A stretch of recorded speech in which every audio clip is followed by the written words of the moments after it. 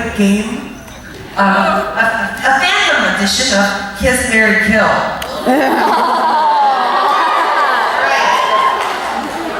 Are you ready? Always ready. Okay. So if you aren't familiar with the game, you can pick someone that you want to kiss, someone that you want to marry, someone that you want to kill. Yes, Yeah. Okay. So let's. I know a much healthier version of that. There it is. Oh, we're not gonna play that. PG-13. Okay. Rated G. Okay. Legolas, Sherlock Holmes, or Draco Malfoy. I would kiss Legolas, marry Sherlock Holmes, and kill Draco Malfoy. Okay. Professor X, Magneto, or Wolverine. Oh. Can I marry them all? Okay.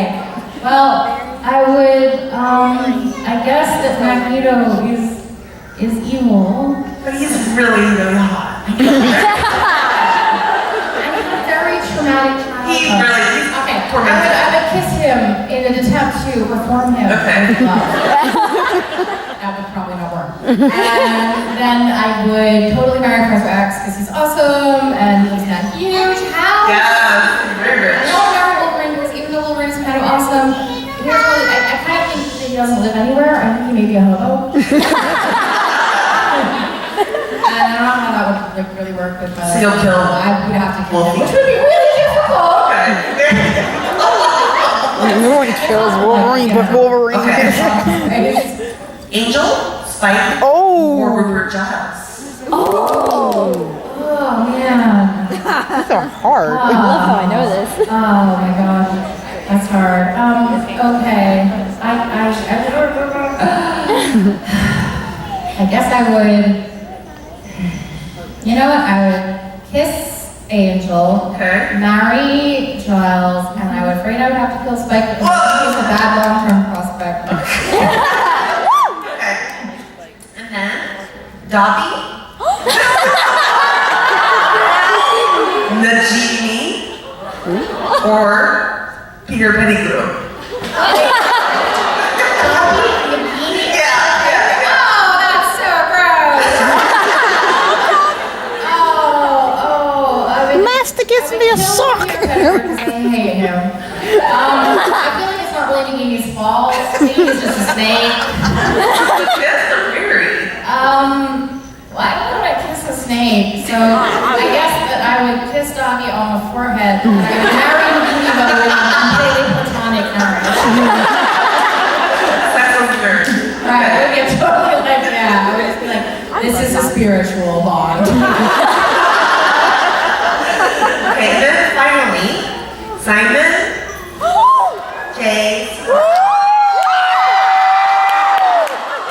Simon, Jay, or Alex. Oh, it's so hard. Me and Alec for obvious reasons. But I guess I would, oh my god, no, I can't kill any of them. I couldn't do it. I would have to kill myself. But I would probably, I might have a thing with Jason, marry Simon, and then Alec and I would, you know, So it's like that. I just let him kill me. Well, thank you so much. I think now we're moving on to Right, reader questions. the reader questions. Let me grab them. Okay, so we got questions from everybody, and we don't have time to do them all, but we're going to try to do as many as we can. How do you pronounce Idris, Stelle, Alicante, and Seraph? I think I just answered that question.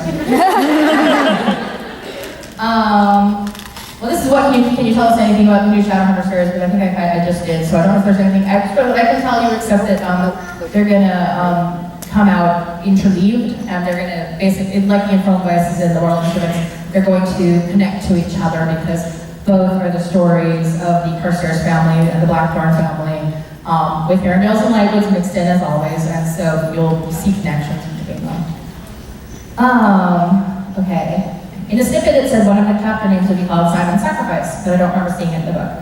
That is true. I mean, I do put as a little tag on all of my snippets, this may change before publication, because I usually put out snippets before the book has gone through the whole editing process, and my editor was totally against having this chapter title. She was like, it gives away what happens in this chapter at the beginning of the chapter, and you know, it's not where it looks like this chapter is leading. So people will spend the whole chapter waiting for Simon to sacrifice something.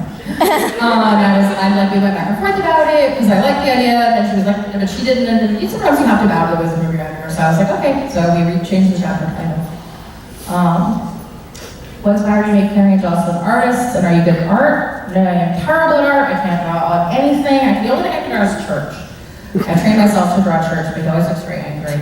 And I mean, I made Clare and Jocelyn artists. I made Clare an artist because I really literally wanted to kind of explore what it would be like to see the world in the way that she did. I was living with an artist at the time, and the way that she saw everything was so completely different from the way that I did. She would always describe things visually and respond to things visually, and I would always kind of respond to words immediately. Like if I read a graphic novel, I don't look at the pictures, I read the words, and the pictures are invisible to me in the same book and everything else. And so she would go back and point out all these things to me, like look at this, and look at this, and this is, the story is telling you stuff in the pictures, and I would be like, I don't look at the pictures.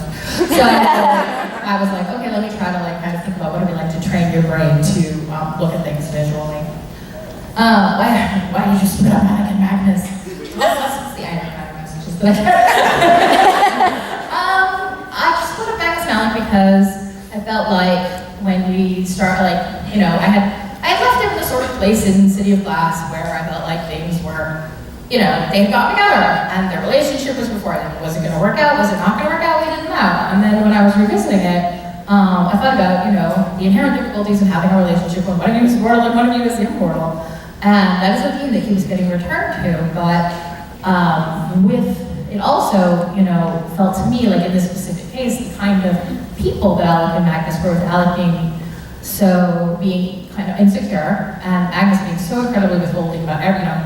He never told Alec his real name, he never told him his real age, and that is unsettling to not know so much about someone that you think I'm going to spend my life with. And I thought, well, inevitably this is going to lead to a conflict, and I think that it's inevitably probably going to lead to a breakup in this relationship, whether it's a permanent breakup or whether it's the kind of breakup that you need to have to grow the relationship, is what you find out in City of Fire. So, did you always plan for a romance to develop between Simon and Isabel? Or did that occur to you as you wrote the series? No, I did always plan it. It's a kind of romance I love, where there's this guy, and initially, with the girl, he initially has a crush on Isabel. They kiss, they dance together, and then he's like, Isabel is way too much Isabel for me. But I think as the story grows, Simon grows, and so does Isabel, and becomes less the kind of person that would dismiss someone like Simon, who doesn't, have flashy powers or seem, incredibly impressive immediately, but has an incredibly good heart.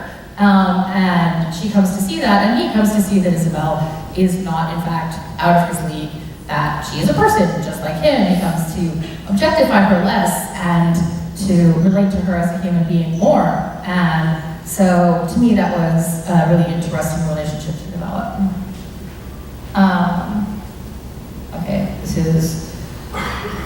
That's kind of a review of the other books set in the same universe or a whole book series. The only thing I can say about that is I don't want to bore you endlessly about the Dark Artists and the Last Hours, but I do have another book series coming out with Holly Black that we're writing together called Magisterium, and the reason I'm getting the alchemical fire symbol tattooed on me is because it's based on alchemical magic.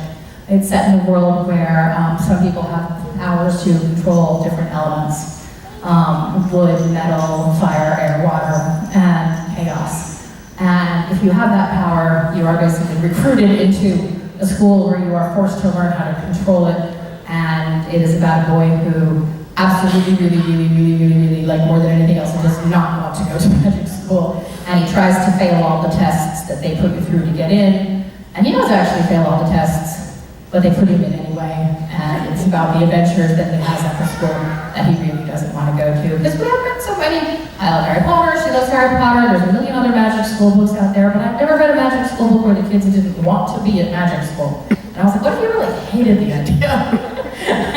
So from there we kind of developed this, the magisterium, and the first book is called The Iron Trials, because the Iron Trials are the trials you have to take to determine if you have powers. We're really excited